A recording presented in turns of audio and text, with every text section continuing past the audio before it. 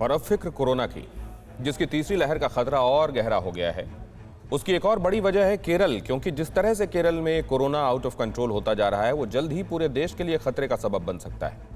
इसलिए आज एक केंद्रीय टीम केरल पहुंची है। 6 सदस्यीय टीम केरल में हालात और इंतजाम का जायजा लेगी और अगले 3 दिन में रिपोर्ट सौंपेगी। दरअसल केरल में हालात दिन ब दिन बिगड़ते जा रहे हैं। बीते दिनों में देश में जितने भी नए केसेस मिल रहे हैं उनमें से आधे केरल में रिपोर्ट हो रहे हैं। मतलब कि कोरोना के संक्रमण की कड़ी इस वक्त केरल में सबसे ज्यादा मजबूत है और धीरे धीरे दायरा भी बढ़ा रही है। ऐसा इसलिए क्योंकि कर्नाटक, तमिलनाडु और आंध्र प्रदेश में भी कोरोना केसेस बढ़ने शुरू हो गए हैं। मतलब यह कि केरल सुपर स्प्रेडर बनता जा रहा है। यहां न सिर्फ देश के आधे केसेस मिल रहे हैं, बल्कि देश के कुल एक्टिव केस के करीब 39% केरल में ही है। फिक्र सिर्फ केरल तक ही सीमित नहीं है, बल्कि महाराष्ट्र भी फिक्र बढ़ा रहा है, क्योंकि केरल के बाद सबसे ज्यादा नए केस महाराष्ट्र से मिल रहे हैं और एक्टिव केस के हिसाब से देखें तो देश के 58% से ज्यादा एक्टिव केस सिर्फ महाराष्ट्र और केरल में है।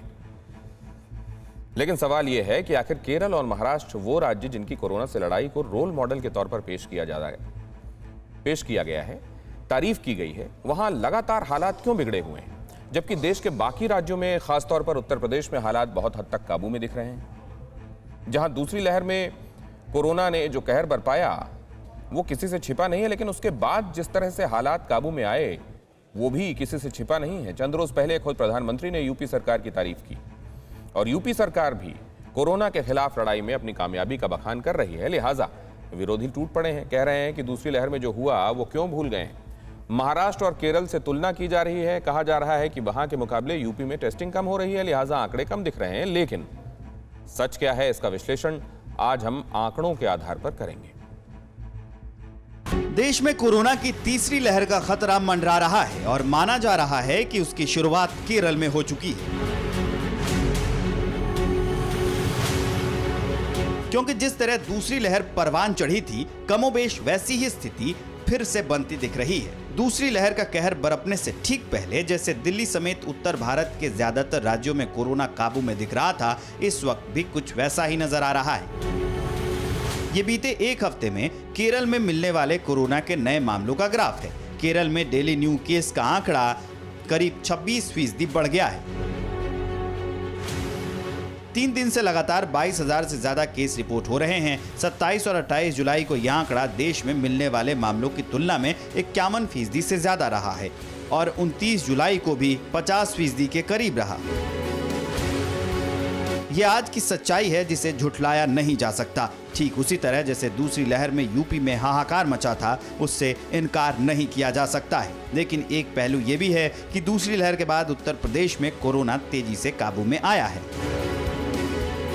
केरल, जिसे पहली लहर में कोरोना को कंट्रोल करने के बाद से रोल मॉडल माना जाने लगा था, दूसरी लहर में वो फेल साबित हुआ और देश के बाकी राज्यों में भी सिस्टम ने वायरस के सामने सरेंडर कर दिया, जिसमें यूपी भी था। लेकिन दूसरी लहर से जिस तरह यूपी उभरा है वो देखकर अब उसे रोल मॉडल कहा जा रहा है। किसी भी एक जगह केस निकलता है तो तुरंत उस पर हम अपनी टीम को भेज के उसका पूरा जांच करना कि किधर से आया, कैसे लगा, कौन से कॉन्टैक्ट उनके संपर्क में आए और माइक्रो मैनेजमेंट, ये सारी चीजें आज भी हम करते हैं। ये यूपी में बीते 7 दिनों का कोरोना ग्राफ है, जिसे देखकर कहा जा रहा है कि यूपी कोरोना संक्रमण की चेन तोड़ने में बहुत हद तक कामयाब हो गया है और इसलिए वहां केस कम आ रहे हैं। अब ये सब या तो यूपी सरकार की कोशिशों से मुमकिन हुआ या फिर ऊपर वाले की कृपा से। लेकिन यूपी में कोरोना संक्रमण काबू में आया, इससे इनकार नहीं किया जा सकता। लेकिन केरल सरकार की दलील ये है कि वहां केस इसलिए ज्यादा आ रहे हैं क्योंकि वहां टेस्टिंग ज्यादा हो रही है। We want to make sure that there is no third wave. So we want to make all the situation under the control. So we are doing maximum tests. That's why positive cases are more these days. इसलिए इस दावे को आंकड़ों के आईने से देखना जरूरी हो जाता है। ये बीते एक हफ्ते में केरल और यूपी में टेस्टिंग के आंकड़े हैं। यूपी में लगातार 2 लाख से ज्यादा टेस्ट हो रहे हैं, 2.5 लाख से ज्यादा टेस्ट भी किए जा रहे हैं, लेकिन केरल में उतने नहीं हो रहे हैं। एक हफ्ते में यूपी ने 17 लाख से ज्यादा टेस्ट किए और सिर्फ 316 लोग पॉजिटिव पाए गए, जबकि केरल में करीब 11.25 लाख टेस्ट ही हुए हैं और 1,31,000 से ज्यादा लोग संक्रमित पाए गए। फिक्र सिर्फ केरल में लगातार केस बढ़ने की नहीं है, बल्कि रिकवरी रेट घटने से और ज्यादा बढ़ गई है, जिसका नतीजा ये हुआ है कि केरल में 1.5 लाख से ज्यादा एक्टिव केस है, यानी वो लोग जिनका इलाज चल रहा है, जबकि यूपी में एक्टिव केस का आंकड़ा महज 787 है। साफ है कि सबसे अच्छे हेल्थ इंफ्रास्ट्रक्चर वाले राज्यों में शुमार केरल कोरोना को कंट्रोल करने के हर पैमाने पर पिछड़ता नजर आ रहा है और उन्हीं में से एक है पॉजिटिविटी रेट।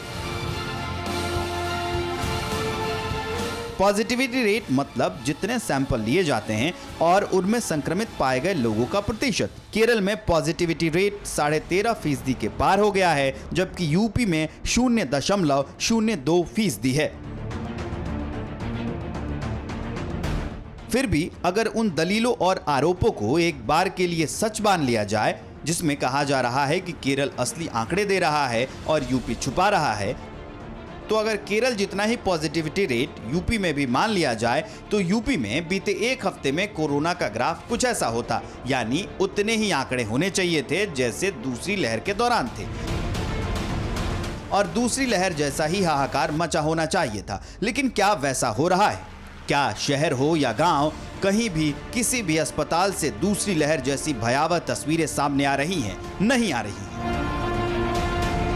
क्योंकि सरकार आंकड़े छुपा सकती है, लेकिन कोरोना की कहर की तस्वीरें मजबूरी, मातम और आक्रोश को नहीं छुपा सकती। वैसे ये भी एक सच है कि कोरोना काल में जितना एक्टिव योगी दिखे, उतना एक्टिव शायद ही कोई चीफ मिनिस्टर दिखा हो। ट्रेस, टेस्ट, ट्रीट के साथ कर्फ्यू और तेज टीकाकरण की नीति का नतीजा सबके सामने है। दूसरी लहर में जब हर दिन 1 लाख केस आने की आशंका जताई गई थी, तब भी 35-36 हजार से ज्यादा केस नहीं निकले और इसे भी झुठलाया नहीं जा सकता, क्योंकि दावे अपनी जगह होते हैं और आंकड़े अपनी जगह, जो हमने आपको दिखाए। अब आंकड़ों के आईने में दिखने वाले सच को मानना है या नकारना है, ये आप तय कीजिए। हमने की गलती फिर एक बार, कोरोना ने किया दोबारा प्रहार। मास्क, 2 गज दूरी, करें अपनी सुरक्षा पूरी। कोरोना टीका हम सबको लगाना है, मिलकर साथ समझदारी से कोरोना को हराना है।